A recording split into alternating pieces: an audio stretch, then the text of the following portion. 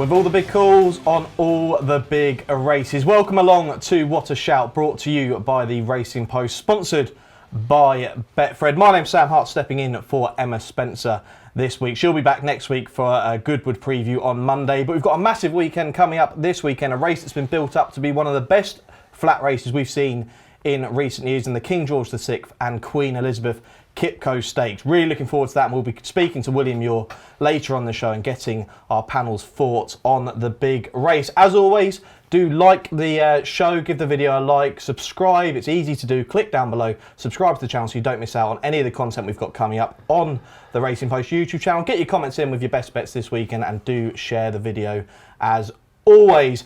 And one other thing, it's a cracking few days coming up. We've got the King George, we've also got Goodwood next week. There's no better time to get involved with Racing Post Members Club. You get all the latest tips, previews, news and analysis. All you've got to do is have a look at this video and you can find out how you can get 50% off the next 3 months.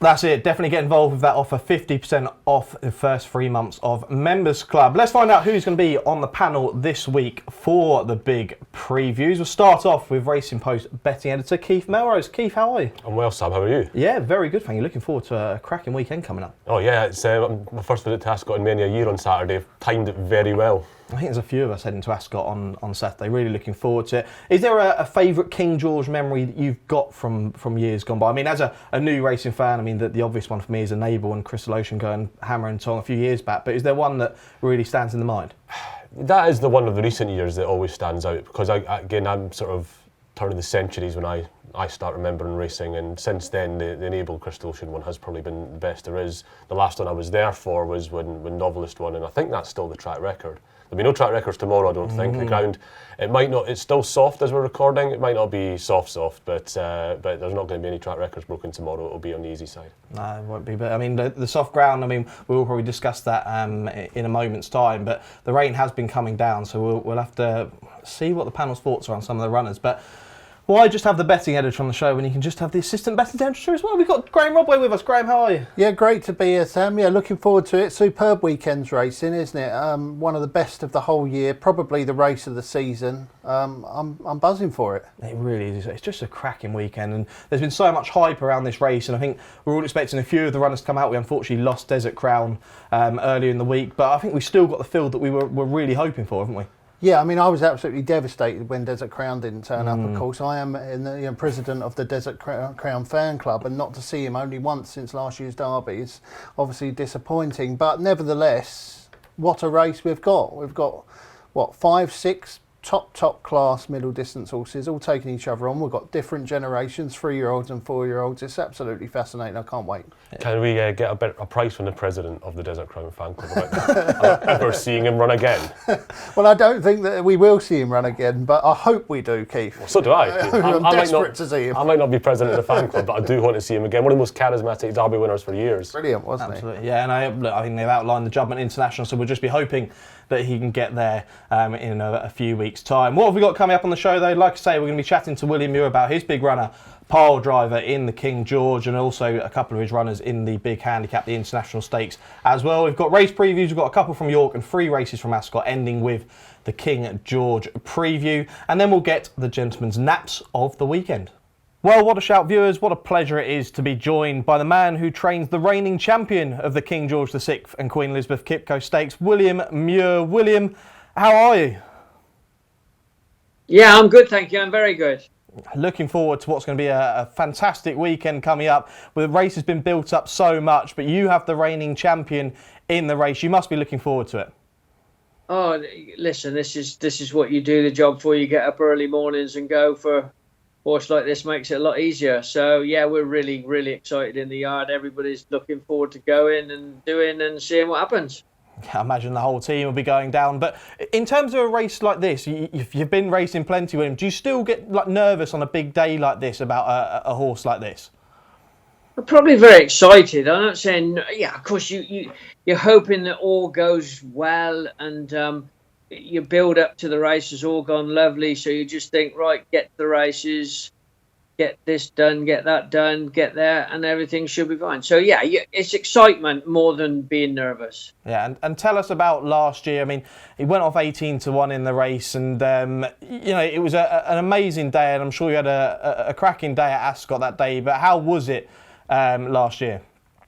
Well, yeah, it's hard to explain. I mean, I went there last year. Everybody was talking before the race. This is the race. You had the horse that had finished second in the English Derby, won the Irish Derby, which was Westover. Emily Upjohn had only just got touched off, and she was unlucky to get touched off in Our Oaks. And you had the horse that had won the Arc the year before. And other very good horses, not just them, other very good horses in the race. Misriff, who was the world's biggest earner of anything. So it was like everybody was talking, this is the race.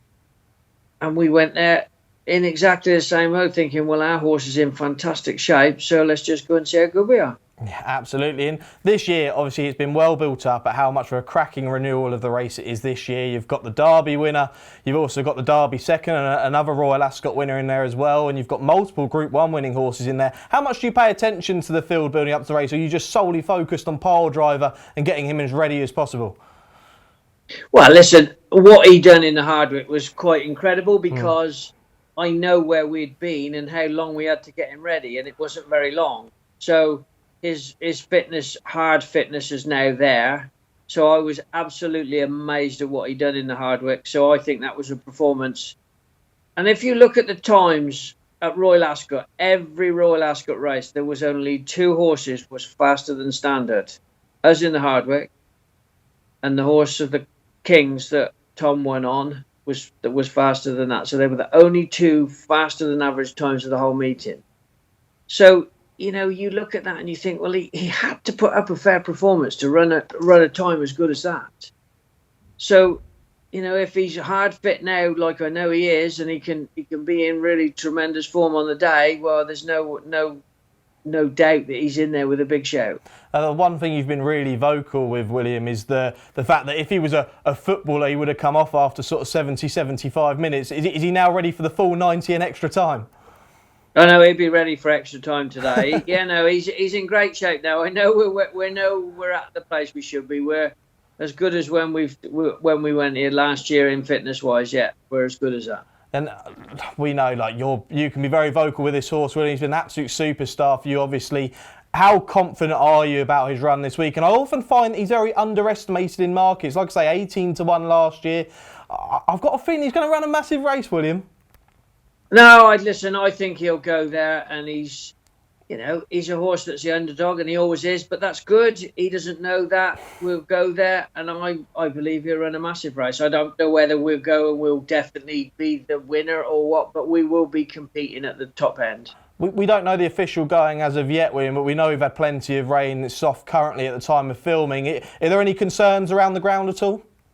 No, I think the ground's fine. I don't mind which type of ground. I believe if we don't get any more rain, the way Ascot dries up, it'll probably be closer to good than it will be good to soft. But if we get rain and it goes soft, I wouldn't be losing any sleep tonight over the ground. We wish you all the best of luck with Pile Driver this week, and I'd love to see him run a massive race. He'd be only the second horse to win the King George back-to-back, and Abel the only horse that's done so in the last century. So wish you the best of luck, and yourself, Chris, and the team with that one. But you've obviously got 2 runners in the international stakes as well. Worth giving those a mention. They're outsiders in the field, but we'll start with Top Secret, who was second at Salisbury the last day. What chance do we give Top Secret this weekend? Well, Top Secret's a very good horse, and he's run some massive races. He's finished second twice this year and run good races. I would be a little concerned if the ground is soft, because he's a horse that likes quicker ground. He doesn't like it too firm, but he doesn't like it too soft. He's quite delicate in that way. He likes his specific ground. if it went very soft, I'd be thinking hard whether I should let him take his chance. But if it dries up to nice ground, he would go there with a big chance. My personal opinion about him, he loves fields where they're not massive fields and he can dominate and do his own thing. I don't think you'll get that in this race, and that sometimes doesn't suit him.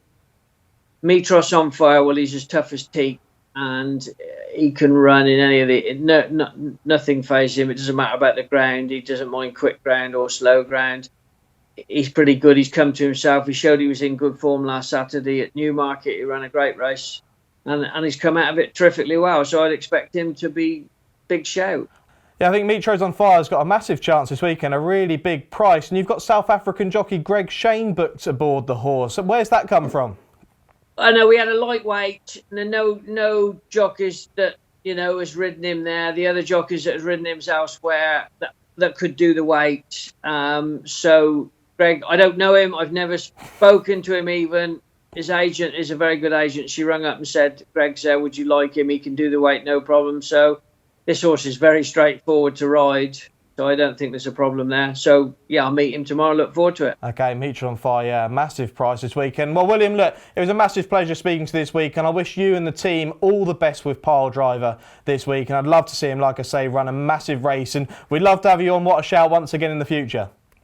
Thank you very much. Anytime, love to come on. Thank you. Cheers, William. Wasn't it fantastic to speak to William Muir there, talking about Pile Driver and some of his other runners at Ascot at the weekend. Let's get into the big race previews then. We start off with a race at Ascot, the 225, which is the Valiant Stakes, a Group 3 for the fillies and mares over a mile. We'll bring the betting up there. We've got Random Harvest as the 3-1 favourite. Caddo Bell is well backed 7-2. Amina's 4-1. Thornbrook 5-1. Vetiver is 7-1. 9-1 about Roman Mist. And double figures bar these. A fairly average race to kick things off. We're easing our way into the King George. Keith, who do we fancy in this? I thought Roman Mist was a pretty big price in this. She finished sort of 8th, I think it was, in the Kensington Palace over the round mile at Royal Ascot. She was top weight that day, pinged the lid from 15, and was, I think, Holly Doyle basically had to light her up to get her to the front, and she was keen as a result. She hit the front of her long out, and then just faded away into about 8th, having tried to carry a big weight against some really progressive fillies.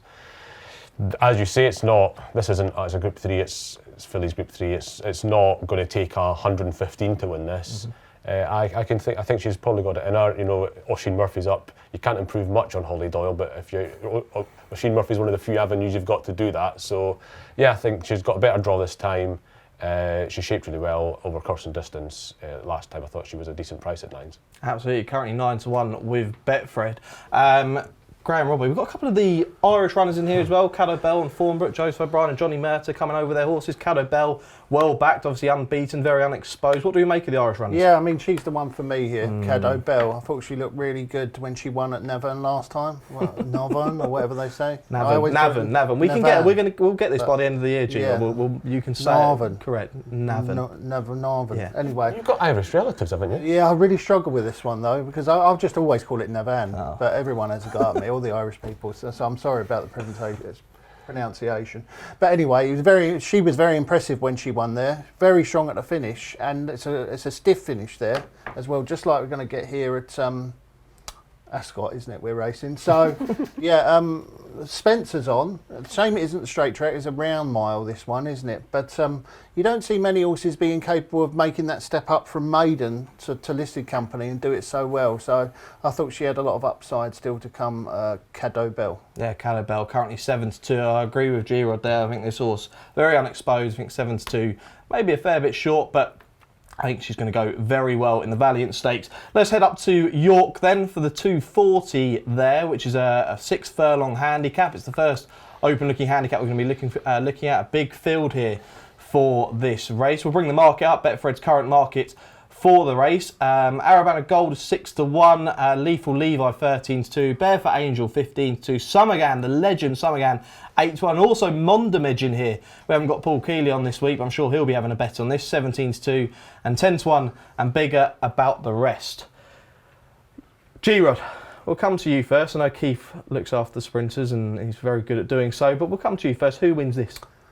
Well, I love Mondi, don't I? I love to see him Everyone run well. loves Mondamage. And he they do. Medge the ledge. Yeah. That's what we call him, Medge the ledge. He's wronged us all at some point in his life, hasn't he? There's not a punter in the country that's not been wronged by Mondamage at some point. You just know he's going to turn up in these big sprint handicaps, though. You see a sprint handicap coming up in the calendar, and Mondamage will always be there, won't he? Yeah. But surely he's just going to finish a fast, finishing third or fourth. Yeah. That's exactly what he does. Yeah. So the one that I'm going to back is Barefoot Angel, who is the only 3-year-old in the race, was impressive last year, really progressed well, won a group race, I think it was at Ayr or somewhere, and then ran in the Nelgwyn first time out, ran atrociously. They've given her wind surgery since, coming back off a break here. Might have a class edge, I thought. I know there's not that much of a gap, is there, between top group sprinters and handicappers and blah, blah, blah. But you're looking at a group horse in the handicap, aren't we? I mean, she won a group race. So it's not a group horse masquerading as a handicapper. It is a group horse who is in a handicap. Yeah. Well, I mean, in terms of this race, I mean, you're going to be backing this horse, obviously, but I just know that you're going to be at home cheering on Mondamage. No matter what happens, if he comes flying... Here he comes with his late rattle. There might Come be on, a few quid Mondi. each way on Mondamage. Keith, you look after the sprinters. I speak to you plenty about these, and you're so on top of it all. So we're expecting you to give us the winner of this race. Yeah, well, I'll try. What I'm going to do, I'm going to put up a horse that I'm probably just going to back until he wins. Lucky Man, he's run twice this year only. He ran at York at the Dante meeting, and he ran at Ascot. He's got a really, really good record at York. I expected him to be fit for that Dante run. He didn't shape like a horse that was fit. And last time at Ascot, he just didn't look like a horse that's fully ready yet. I don't know what the plan is. It might be the Ergo Cup, but he can't drop much further in the weights. He's 93 now. He would struggle to get in the Ergo Cup off 93 if he goes any lower than 93. So there's not much more room to keep prepping him. His record at York's excellent. He finished second in the big 3-year-old sprint here last year and has run plenty of other good races at the track. No excuses for not being ready now. Andrea Zani's up, and I was sort of sad to hear the news that he won't be. Yeah. He's going to Hong Kong. He'll be missed. He's a jockey I really, really like. Really talented jockey. Yeah, he's never quite got the big job in this country that he'd sort of deserved, and I feel sorry for him. He feels he goes for better opportunities abroad. Jockey I really like, so that's a little plus for Lucky Man, whose course record's excellent, and we know what York's like for producing track experts. So yeah, I'm backing Lucky Man this time, and if it doesn't work today, it'll work next time. Keep backing Lucky Man, but there are so many cliff horses in this race. Summergan's one for plenty as well. Just quickly, what do you make of Summergan as a horse in race like this? I mean, fabulous horse. I'm surprised they didn't actually go for the Stewards Cup at Goodwood next week. Whether they could still do so, but well, yeah, they do that with this horse. They're running back to back very quickly a lot of the time because he's just made his steel, isn't he? I mean, I think the ground might be a wee bit slow for him. He tends to be quicker ground, a wee bit better for summer ground. I was surprised they weren't going to wait for the race next week, and I was just a bit like Summergan and Mondamage. Like I said, Mondamage, he turns for all these sprint hands. Summergan's just another one that does exactly the same. He just turns all the time. So much more likeable than Mondamage. That's just so much. G-Rod, the fan, the president of the Desert Crown fan club, also the president of the Mondamage fan club. I love Paul 80 Keeley. runs he's had, Summergan. 80 runs, amazing, isn't it? But you do see these sprinters, don't you? They come out time and time again and give their running. And Summergan, an old favourite, but Medge the Ledge trumps Summergan for me.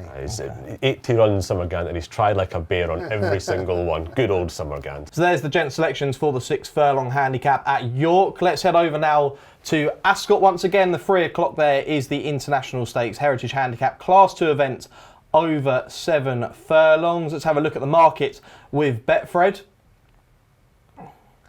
Here we go. So we've got Biggles, the Bunbury Cup winner, 5-1. Fresh is 11-2. Baradar for Ammo Racing, 6-1. Spangled Mac, 8-1. Vafortino, I quite like in here with a £5 claim on 9-1. 11-1 about Northern Express, 12-1. Ramazan, 14-1, and bigger about the rest of them in here.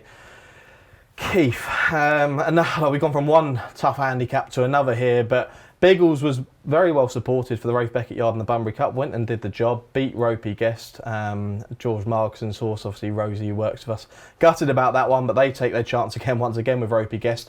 What do we make of this? It's a dead competitive handicap again, and the 6 places is definitely something I'll be leaning on.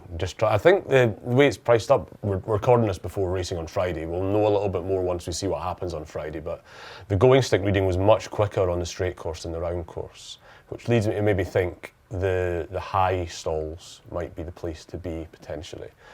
So I think the markets might flip around if we see evidence of that on Friday, because a lot of the horses at the top of the betting are in the lower stalls. The horse I picked out for my 6 places each way bet is a horse that's got a really good record at Ascot without having won here, and it's not Ropey Guest, who's run, I think it's 16 times Ropey Guest run at Ascot and never won, but he's run so many good races here. Yes, yeah. Similar comments actually apply at Safe Voyage, who's never won at Ascot, but he finished 5th here at in the Victoria Cup. He's finished 4th in the Balmoral Handicap, and he's also run one of the best races of his life to finish 3rd here. So he can evidently go well at Ascot. He's got a lot of form on softer ground, so that won't be an issue for him. He's 10 now, he's not getting any better, but he's regressing very slowly. He's run this year a couple of times up to the level of what he's running at in the autumn, and he's slipped down a few pounds since he was 4th in the Balmoral. So 25 to 1, 6 places, drawn on what looks to be the right side to me.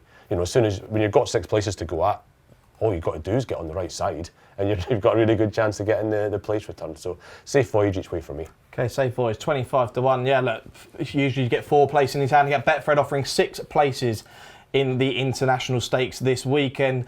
G-Rod, do you might have a win angle, you might find something for the 6th place angle here, trying to find something to creep into the frame. What do you like? Yeah, there's like this weird theory, isn't there, that the Ascot grandstand's massive, isn't it? Right, Huge. So when it rains, it acts as a huge umbrella, right, and it stops the rain getting on the stand side of the track. So you want to be drawn high because you come up that stand side, don't get as much rain because the grandstand umbrellas it. So I actually did check out this theory, right, and I ran the stats when it was soft ground, You're like a on the scientist. soft side. Yeah, I do. That sounded like a James Bond plot, that, didn't it? The big umbrella and They stand. bring out the big umbrella. I did actually run the stats on it when the ground's on the soft side, and it works out, yeah. Ideally, somewhere between 22 to 27, absolutely perfect, right up that golden highway where the umbrella's been. Well, 6 times out of 10, 7 times out of 10, you want to be stand side anyway in these big handicaps at Ascot, and say it just tends to work out that way. Yeah, possibly, but I think the umbrella's definitely got The umbrella, yeah, or it could just be the umbrella, mate. no doubt about it. So obviously, I'm tipping the horse drawn in stall 1 on the absolute other side of the track. It's because I like the horse, Lia Special, right? Ran last time in the Buckingham Palace, was drawn right on the far side, didn't get the best of runs through, made some late headway and then ended up in the midfield, right? But was quite progressive towards the end of the season at Kempton last year, and then this year won 2 races in a row, got that sort of crossover between the all-weather and the Ascot form. And if you can't get installed 22 to 27, which is where the umbrella is, then you want to be as low as possible. You don't want to be in the middle, right? You want to be 1, 2, 3 or 22 to 27, high or low. Forget the middle. Wow. And this is 1. So stall 1 is the place to be for you? Well, it's not the place to be, but it just happens to be that the best horse in the race is drawn in stall 1, so I have to tip the best horse in the race. But if you're a pure draw punter, you'll be going for 22 at 27 where that umbrella's up. Okay. Oh. Safe Voyage in 23, by the way, so you can. You're one of you is going to get it right. The umbrella theory the right side might have had nothing to do with your case, but it helped me. So do you know who's in 27? Ropey. Good old Ropey Guest. You'll finish again. Another one you can put in your each way bet, yeah, because you'll probably finish. I'm assuming the high stalls aren't massively inconvenienced. They'll be in the first, half dozen or 10. Yeah. Oh, we'll have to see. I mean, it's a fascinating theory you've got there, G-Rod. It really is. It was magnificent. It was, wasn't it? It was 10 minutes of the umbrella theory, and then he tipped the horse in stall 1. I'm just going to be looking up at Ascot's grandstand tomorrow, just thinking about the umbrella. Well, if it starts to rain when we're there tomorrow, I'm going to stand in the stand side of the track. Yeah, I'll stand in the stand side of the track. I'll be fine, apparently. I'm going to FaceTime you, and you can tell me if it actually works or not. There you go. Well, look, take advantage of those 6 places with Betfred. A couple of good each-way selections from the gents there. Let's move back up to York then for Group 2 action up there. We've got the York Stakes. This is over 10 furlongs. I think we've only got 5 runners in this field. We'll have a look at the market. My Prospero is 6 to 5 favourite currently. Alflader's 4 to 1. Royal Champion 4 to 1. Mashore, another runner for Johnny Murtagh, 5 to 1. And Check and Challenge, the 12 to 1 outside of the field. Now, my Prospero, G-Rod, was a horse that I thought was going to go on to big things this season. I thought he was going to really show himself to be proper top class, like a Group 1 top class. It hasn't happened as of yet. This is a much weaker race than he's been running in recently. However, this is soft ground that we could have at York. There are a few concerns. Do you take on the favourite here? It's very difficult, isn't it? Because he ran in that race at the Prince of Wales's, and I thought he had a huge chance of winning that. But the market seemed to know he wasn't going to win, didn't it? I mean, he was one of the biggest drifters in the whole week, and the one that got punted, Mostadaf, absolutely bolted up. It was like the market foretold what was going to happen in the race. And now he's got questions to answer, hasn't he? Because he was quite disappointing that day. He was beaten a long way by Mostadaf, despite having run a promising race first time out in the Longines. I don't think he's got that much in hand, although he is obviously a Group 1 horse. This is a really good Group 2. You've got horses in there that run RPRs 120s.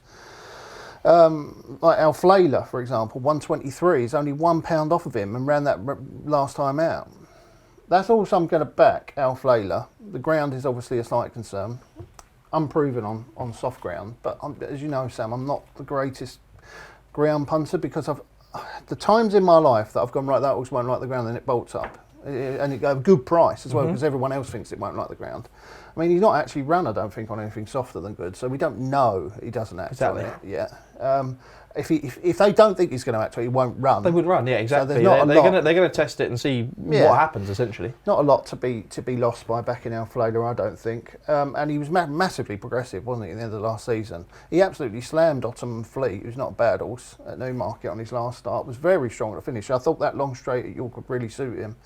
And I tend to think that Owen Burrows doesn't leave much to work on with his horses. They're always pretty fit first time up, I think, from the Burrows yard. Do we know what the plan is with this horse? Because that's what my concern was. I assumed he's running here to get him ready for like the international. Well, that would be the obvious place to go because I mean it's the trial, isn't it, for that race?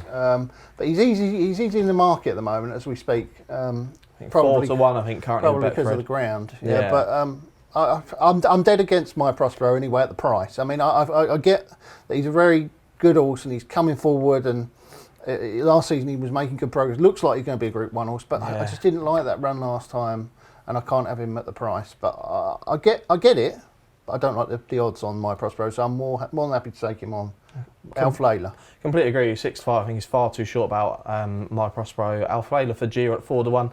Keith, for yourself, are you going to take on the favourite as well? Yeah, I think so. I had a look at it and thought, he's dropping in class. That he'll wait a minute. He's only got £1 in hand over these horses. That run in Champion Stakes stands out a mile on his profile now, really, doesn't it? Looking at the rest of his run, so I think he's there to be taken on. I couldn't quite convince myself on Alflayla because that absence. This is his first run of the season. This is probably him getting fit for the international. Royal Champion's fit. Got the recent form behind him. Only a few pounds off. In fact, his win last time at Ascot was better than anything My Prospero's done aside from that Champion Stakes.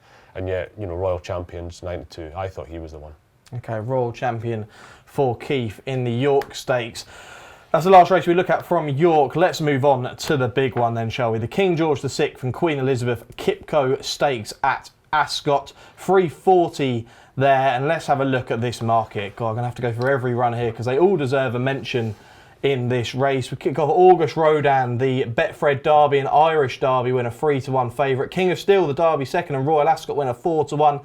Emily Upjohn, 9-2, coming back up in trip after finishing second to Paddington. Hookham, who's absolutely going to love this rain, and the money has come for this horse, also 9-2. Pile Driver, we spoke to William Muir earlier about this horse, 7-1. Luxembourg, the Aidan O'Brien yard, 12-1. Westover, who won impressively at Song Clou last time, 12-1. Deauville Legend, 25-1. Hamish, 50-1. 80-1, bar these. This is some field, it really is. I mean, Keith, we'll start off. We'll talk about a few of the runners, but we'll start off with the Betfred Derby winner and Irish Derby winner. Do we think he's definitely the right favourite in here?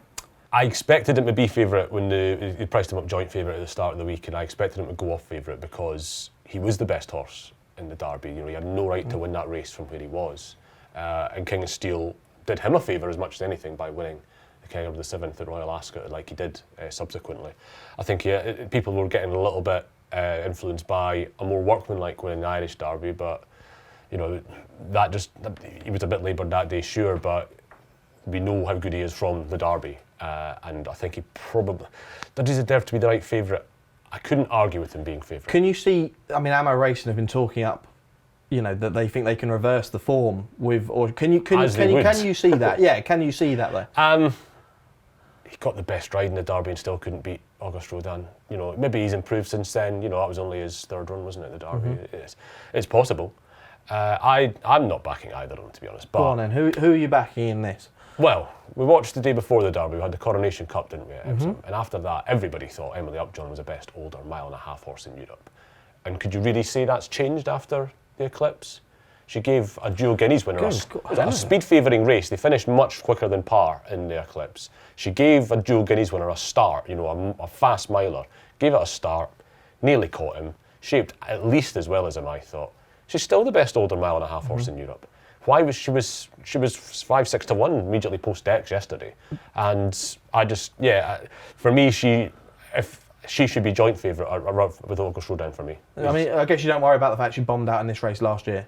She has had a few little blips on her profile, but that was last year. She's turned up. She's run twice. She's run well twice this year so far. She backed up that Coronation Cup win with a really good run in the Eclipse. So I'm less worried about that tendency to throw in a howler than I was. It's still possible she has done it in her career, but she's back to run up now, so I'm less worried. And you can't allow for it too much. And I thought she was a smashing bet at sort of 5-6 to 1 post X. I still think she's a bet now at 9-2. So you think Frankie Dettori is going to be centre stage at Ascot on Saturday? He always is, isn't he? He is indeed. Mr. Rodway, we spoke to William Muir earlier about Pile Driver. Always underestimated this horse. He really is. 18 to 1 winner last year. I think he'd become the second horse to win the King George back-to-back this century. And Abel was the other horse that's done so. Could he win it? He can win it, obviously, but he needs, I think, a few of these top guns to disappoint. I've famously called him a Group 1.5 horse. Yeah, can we? The point that you made last year, some people might remember this, viewers may remember this, is you said that the plan was to go for the Arc. Didn't quite happen. I imagine they've got that on the mind this year. But you said that if this horse won the Arc, you'd give up the game. We didn't get to see it. No. Would you say the same again though this year?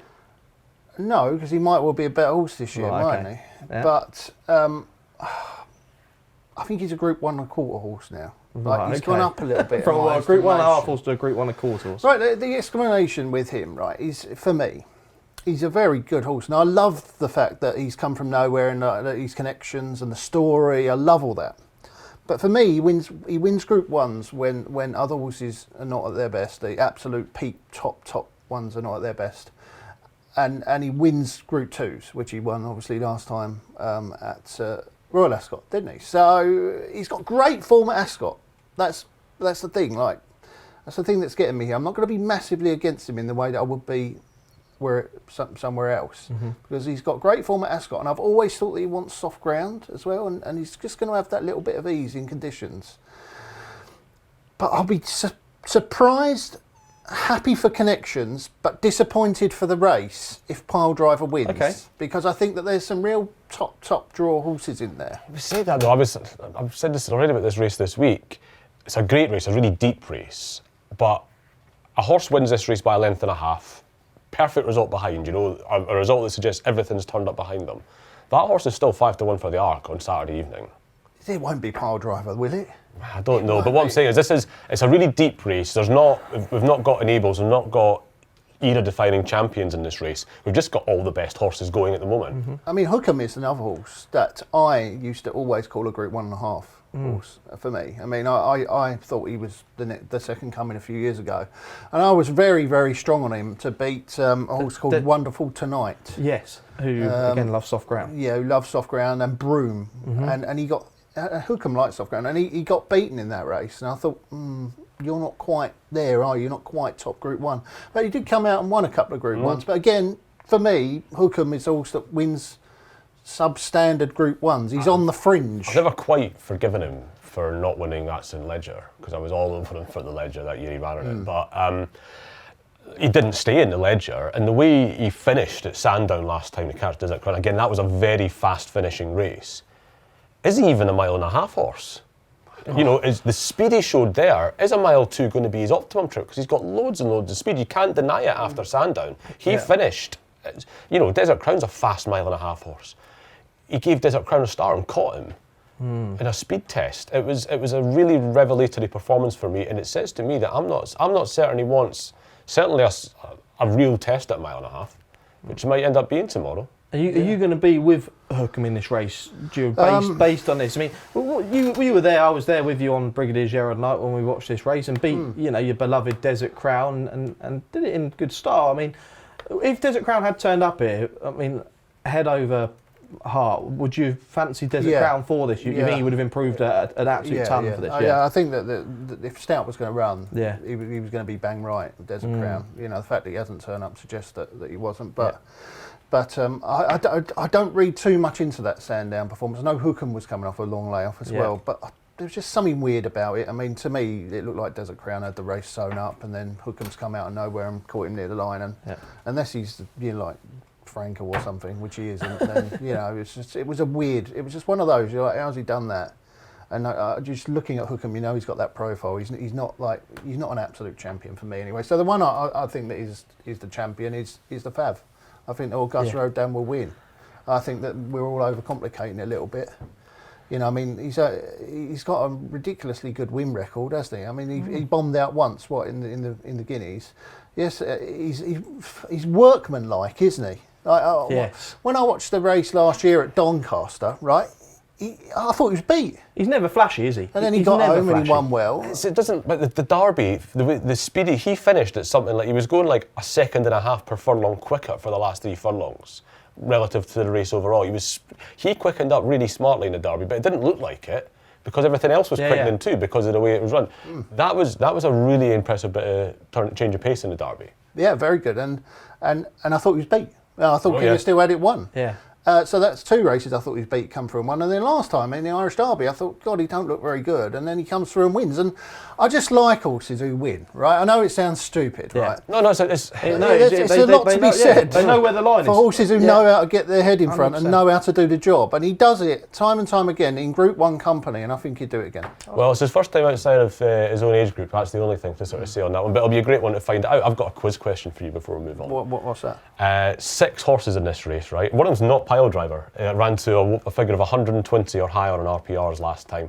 When was the last time that happened? When was the last time 6 horses or more in Britain turned up off a 120 plus performance? You'd be going back years, wouldn't you? You've got to be going back 10 years, I reckon.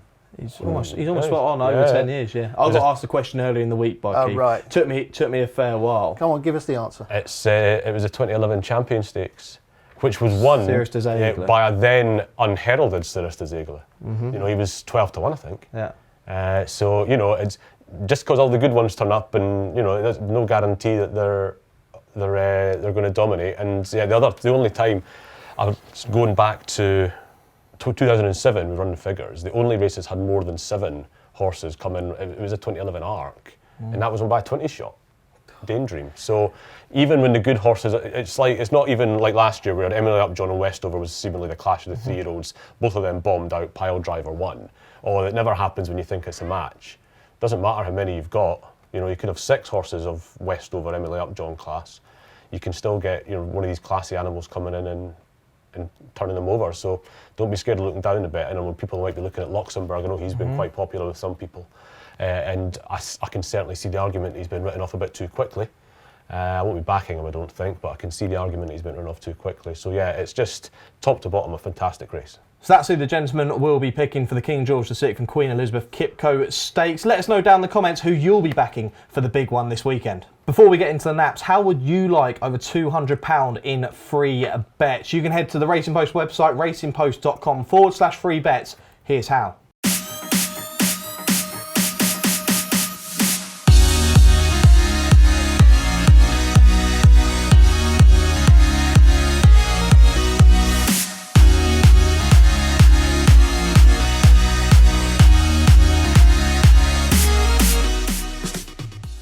Time for the naps for the weekend then. There's 3 of us on the panel. We'll try and build together a treble for the weekend.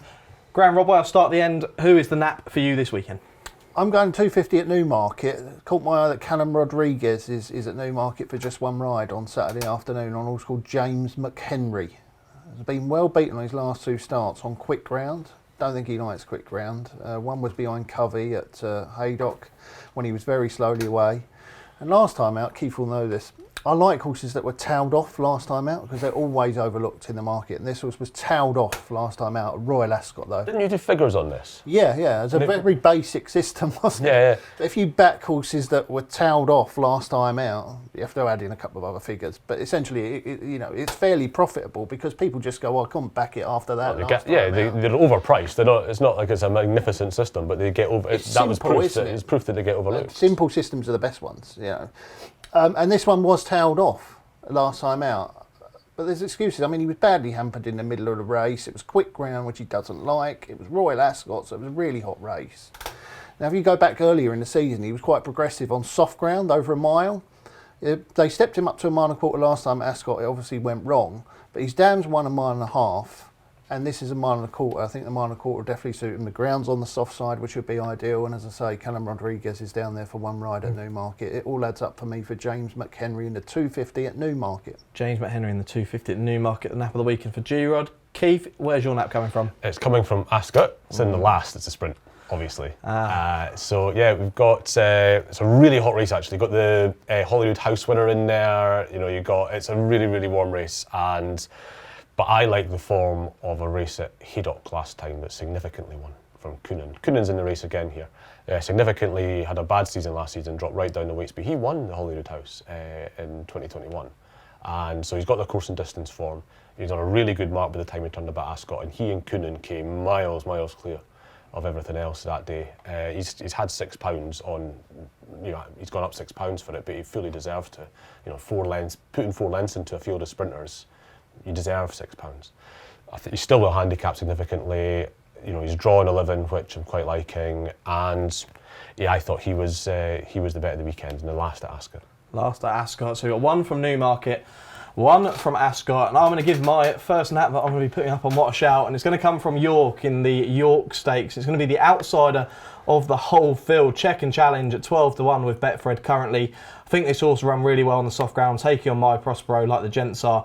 You look at this horse's form over in Deauville, won a Group 3 over there in really good fashion, beating a horse called Factor Cheval, who's going to be running in the Sussex Stakes next week. I think he'll run a massive race. And then on Arc Weekend, ran in the Prix Daniel Wildenstein, finished 3rd there. Form, that looks really good. You had Erevan win that race, the Revenant was 2nd, and the Queen Anne winner was back in 7th. That was on really soft ground. This horse, 10 furlongs, had a go at it last time. I think the ground just didn't enjoy the ground last time out. I think seeing this horse back on soft ground over 10 furlongs, I think we're going to see big improvement. I've got a feeling he'll run really well in the York Stakes on Saturday. So that's our naps for the weekend. Let us know who you'll be backing. We've had a really good chat about the King George this weekend. Plenty of the horses from the King George are going to have the Breeders' Cup turf potentially on their mind. How would you like to join them? Check this out.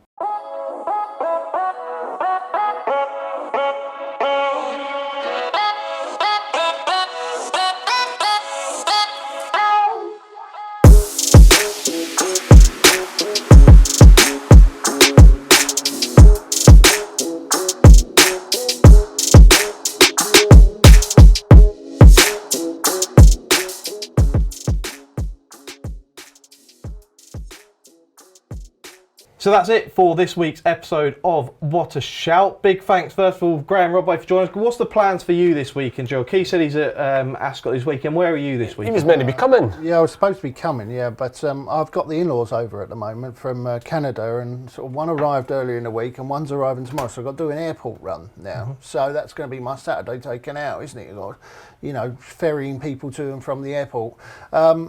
Sunday, I'm working, aren't I? We've got Glorious Goodwood coming up. Yes, exactly. I'm looking forward to that. We're going to get stuck into the Goodwood card on Tuesday, on Sunday. So quite a busy weekend for me without doing too much anything that's that exciting. Really fantastic weekend coming up. So Giro's being a taxi service on Saturday, and you're going to be enjoying yourself at Ascot. I'm going to have a great time at Ascot, and hopefully just seeing a fantastic King George. Just hope they all, at least most of them turn up and we get to see it going up the straight. It'd be fantastic to be there for it. It really will. It's going to be a really cracking race. I hope it does live up to the fashion like Keith said there. That's it for this week's show. What a Shout will be back on Monday for a Glorious Goodwood special. A really fantastic week coming up at Goodwood. So Emma Spencer will be back in the hot seat to host that one. As always, if you are having a bet this weekend, make sure you do gamble responsibly, and we will see you again very soon.